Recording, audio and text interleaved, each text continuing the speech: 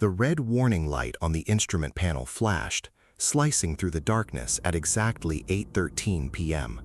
A heavy, unnatural silence hung in the cramped cockpit, broken only by the strained, groaning roar of the jet engines. The captain felt the multi-ton machine suddenly shudder. The yoke grew momentarily heavy in his sweating hands, and the nose of the plane pitched upward on its own. The fuselage's center of gravity had shifted violently. Beyond the thin cockpit glass, a freezing storm raged, zero visibility and a piercing November wind. The altitude was exactly 10,000 feet. The outside air temperature had long since plunged below 14 degrees Fahrenheit. The pilot looked at his pale flight engineer and mouthed a reality his rational brain refused to accept. The indicator wasn't lying. The massive aft air stair door, located beneath the plane's tail, was open.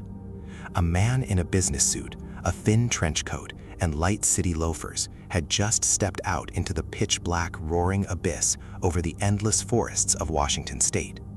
Strapped tightly to his waist was a canvas bag holding $200,000. In that exact second, over the scream of the turbines and the lashing of freezing rain, the greatest, most humiliating, and most beautiful unsolved mystery in the history of American intelligence was born. Until that rainy evening in 1971, commercial aviation in the United States felt like a cozy, safe, and predictable ecosystem. It was a gentleman's club in the clouds. Passengers boarded without passing through the indignity of metal detectors. Tickets were bought with cash right at the counter, with no IDs or tedious background checks required. Stewardesses served stiff cocktails in real glass, and smoking was allowed in the cabins. The government and federal agencies were absolutely certain of their invulnerability.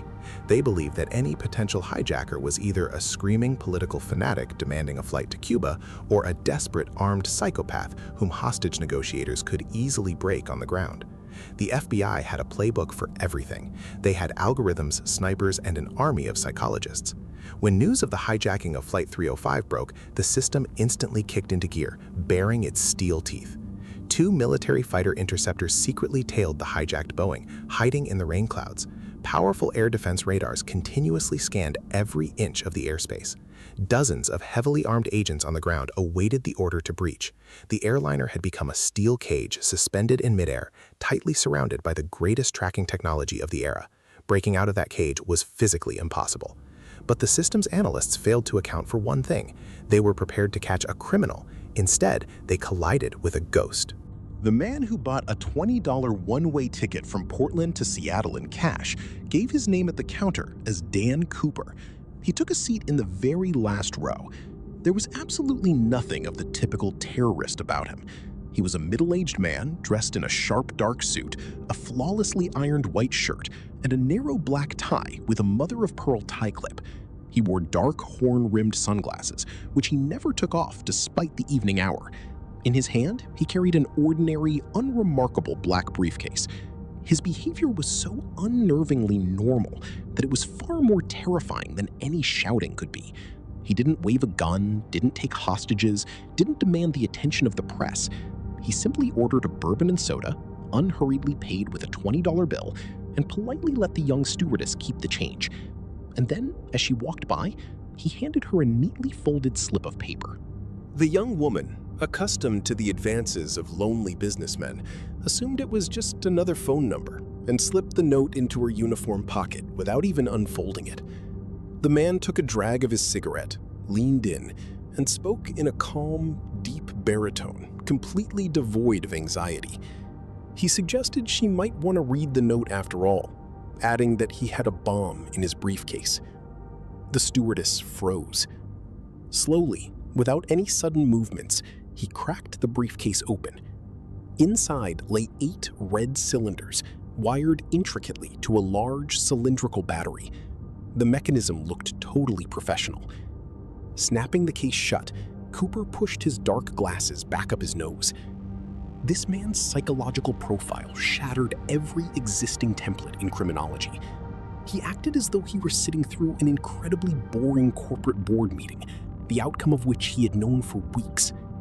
While the plane circled over Seattle, burning off fuel and waiting for airline executives and panicking FBI agents to scrape the ransom together on the ground, Cooper remained the calmest man within a 1,000-mile radius. He unhurriedly finished his bourbon, smoked his Raleigh cigarettes, and discussed the scenery out the window with the terrified stewardess. He even offered to pay for the entire flight crew's meals out of his own pocket. This was the signature of a man whose nervous system operated on an entirely different plane of reality. His demands, relayed to the ground, were mathematically calibrated and contained a brilliant psychological trap. $200,000, strictly in unmarked $20 bills of mixed serial years, and 4 parachutes, 2 main back chutes and 2 reserve chest chutes.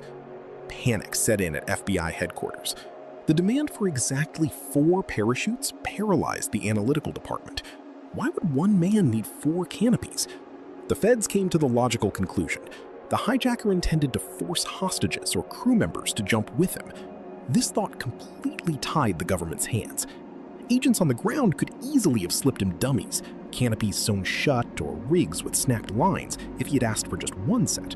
But now, terrified that the death of an innocent stewardess or pilot would permanently stain the Bureau's reputation, the FBI didn't dare risk civilian lives. They scrambled to deliver fully functional, inspected gear from a local skydiving school. Cooper had outplayed the nation's best analysts before the game even started, weaponizing their own moral protocols against them. The anatomy of this hijacking still leaves engineers and investigators in awe today. When the plane landed in Seattle to refuel, Cooper methodically, without any unnecessary fuss, traded 36 terrified passengers for a heavy canvas bag of cash and the parachutes. The passengers deplaned without even realizing they had been hostages the entire time. He kept only the personnel required to complete his scheme: 2 pilots, a flight engineer, and 1 stewardess. The doors slammed shut. With a roar, the heavy Boeing lifted back into the stormy night sky, setting a course toward Mexico. And this is where the hijacking escalated into a true technical masterpiece. The man in the suit dictated utterly wild, impossible flight parameters to the crew. He ordered them to hold their altitude at exactly 10,000 feet so the cabin would remain unpressurized, allowing him to breathe normally when he opened the door without the risk of explosive decompression. He ordered the landing gear deployed mid-flight and the wing flaps lowered to exactly 15 degrees, artificially capping the jet airliner's speed at 170 knots. This was a critically low speed. The slightest piloting error under those conditions, against that kind of drag, would have instantly sent the multi-ton machine stalling into an unrecoverable tailspin. Covered in cold sweat, the pilots complied.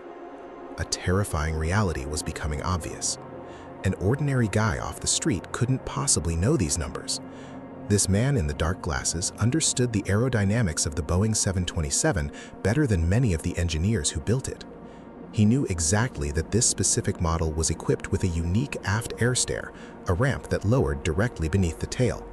And he knew that because the engines were mounted high on the fuselage, a jumper wouldn't be sucked into the lethal turbines. In the empty, pitch-black cabin, where freezing draft was already beginning to howl, Cooper operated like clockwork. He meticulously strapped the 20-pound bag to his waist. He rigged his parachute. He politely asked the stewardess to go forward to the cockpit and pull the armored door tightly shut behind her. Left in total, absolute isolation, standing in a sharp suit on the edge of the slowly descending ramp, blasted by hurricane-force freezing winds, he stared into the impenetrable nocturnal void. The escort fighters, flying higher and behind the airliner, saw nothing through the dense cloud cover. The radar went blind. At 8:13 p.m., the man simply took a step and dissolved into the cold atmospheric dust. The next morning marked the beginning of the most massive and aggressive search operation in the nation's history. Thousands of federal agents, military helicopters, tracker dogs, local hunters and rangers combed the dense, impenetrable, rain-soaked forests of Washington state. They gridded the territory. They looked for the crushed corpse of a skydiver. They looked for white nylon snagged in the canopy of the trees. They looked for a bag of money or even a discarded tie. The system was absolutely certain it would find him within 24 hours. Jumping into a storm like that in the dead of night over canyon-riddled terrain, wearing no helmet, slippery loafers, and an office trench coat was tantamount to an elaborate suicide. No human could survive it. But days bled into weeks, weeks into hopeless months, and months dissolved into years. The forest kept a dead silence. A colossal state machine, capable of toppling foreign governments, was brought to its knees by a single ghost. He left investigators with nothing but a cheap clip-on tie left on a seat, 8 cigarette butts in an ashtray, and a half-empty glass of bourbon laced with fingerprints that matched absolutely no database in the world. But there is no such thing as a perfect plan. Just when the system assumes the ghost has finally ridden off into the sunset and the case can be archived, reality throws in new, absurd, logic-defying details. Almost 9 years later, in the winter of 1980, a young boy playing on the sandy banks of the Columbia River near Tina Bar dug a strange, dense bundle out of the wet sand with his bare hands. It was 3 packets of degraded, waterlogged $20 bills. The FBI laboratory confirmed the unthinkable. The serial numbers matched the Cooper ransom perfectly. Exactly $5,800 was recovered. And this is where things get so bizarre that they still drive criminologists crazy today. The discovery site was miles away from the drop zone calculated by supercomputers. The bills were buried in river sand and heavily damaged, but they were still tightly bound by their original rubber bands. Any chemist knows the immutable law of time. Ordinary rubber bands exposed to the elements, moisture, and temperature changes will rot, snap, and crumble to dust in a couple of years, tops. Yet these bands had miraculously survived almost a decade. How could paper money have sat there that long without the bundles losing their shape? Why did the river wash up only this minuscule fraction of the $200,000? Was it blind luck, a fluke of nature? Or had someone intentionally buried those packets in the sand just a few weeks prior to throw the investigation off the scent and make the FBI believe Cooper had drowned? The deeper new generations of investigators dug into the meager evidence, the more paradoxical the picture became. Decades later, utilizing new technology, microscopic analysis of the black tie Cooper discarded before his jump revealed the presence of incredibly rare particles. Embedded in the fabric were microscopic traces of pure titanium, bismuth, and aluminum. In the early 1970s, only a handful of people had access to such highly specific chemical elements. They were high-level engineers working at classified defense contractors, the creators of supersonic military aircraft, or employees of top-secret chemical labs. The genius who could mentally calculate the perfect aerodynamics for jumping out of a commercial airliner was wearing the dust of the military-industrial complex's cutting-edge R&D on his clothes. Yet this very same cold, calculating mastermind made a horrific, inexplicable human error. Out of the 4 parachutes provided to him, packing in the dim light of a swaying cabin, he chose to jump with 1 fully functional main canopy and 1 reserve. The problem was that the reserve parachute was a training dummy. It had been handed over by sheer accident by an instructor on the ground because it had been sitting in the same pile. This dummy rig was sewn completely shut with thick nylon thread. It physically could not open, even if Cooper pulled the ripcord with all his might. Any skydiver with even a modicum of experience would have noticed the trap immediately just by feeling the density of the pack. Did this brilliant engineer step into a nighttime thunderstorm with a useless piece of fabric strapped to his chest out of stupid ignorance and panic? Or was he so fanatically confident in his main chute that he didn't even bother checking his backup before stepping into the abyss? That mistake shatters the sleek image of the perfect criminal, reducing him from a demigod to a vulnerable, fallible human being.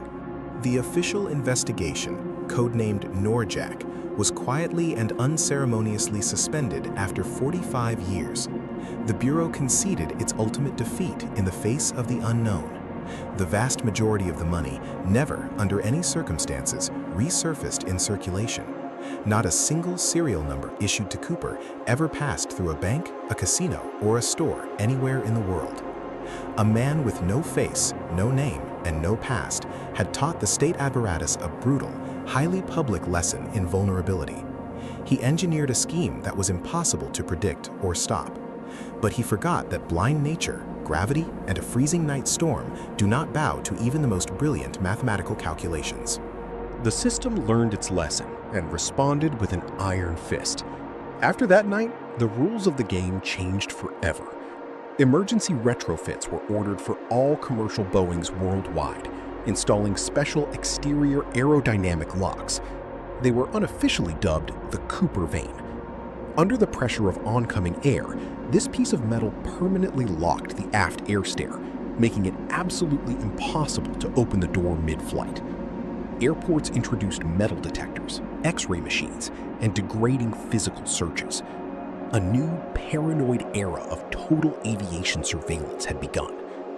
The industry adapted, patching the chink in its armor, but it could never find psychological closure. The ghost had won. And now, the ultimate question. The one the greatest minds in law enforcement could never logically answer. Do you actually believe that this exceedingly polite man with titanium dust on his tie really made a stupid mistake with a dummy parachute and didn't survive the plunge into the freezing storm, vanishing forever into the swamps of Washington? Or was that bizarre discovery of rotting cash and perfectly intact rubber bands on the riverbank his final brilliantly orchestrated act, a masterpiece designed to convince the FBI of his inevitable death, allowing him to quietly dissolve into the crowd forever?